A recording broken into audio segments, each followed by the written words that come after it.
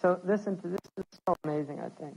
He's saying, treat it by realizing that those who indeed have achieved it did only so by exhausting themselves over long periods of time. In other words, how bad do you want it, right? If you want it that bad, you have to work for it. And working for it means day and night. Meanwhile, life, right, is passing you by, right? People spend all this time at work. They never have time for their families because dunya, have to keep working, have to make more and more. And this obsessive, it becomes an obsession, right? And so the actual life passes by. And the experiences of life are lost, right? Like somebody said, life is busy. What happens when you're busy doing other things, right? So everybody's in this just obsessive search for security and for wealth, and in the end, their life is over. So he said, look at those people, how they've wasted, exhausted themselves getting it. And then he says, and just as they're starting to climb the heights, right? Just as they're starting to achieve what they did, right? They've got everything they wanted, and just as they're approaching the heights of its splendor, suddenly, without their permission, death assails them. Right?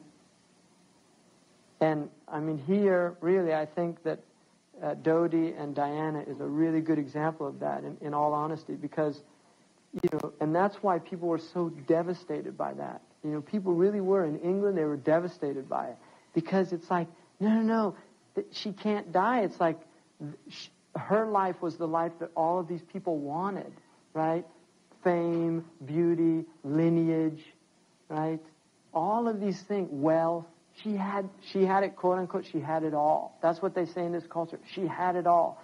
Right at the prime of her life, right? 38 years old. Death it's not invited in. That's what he says. It comes without invitation. Hajamat means to come without invitation. You didn't invite it. It just shows up. It's time to go. And it takes the person. So all these wealthy people have to die. And then also, he said, also realize, right? Treat it also by recognizing the disdain shown to misers. Nobody likes a miser. Nobody. And he's saying even misers don't like each other. Right? And that's how bad it is. The hatred people have for them, even amongst themselves. And then he says, with this same treatment, treat the one whose heart's ailment is love of wealth. Right?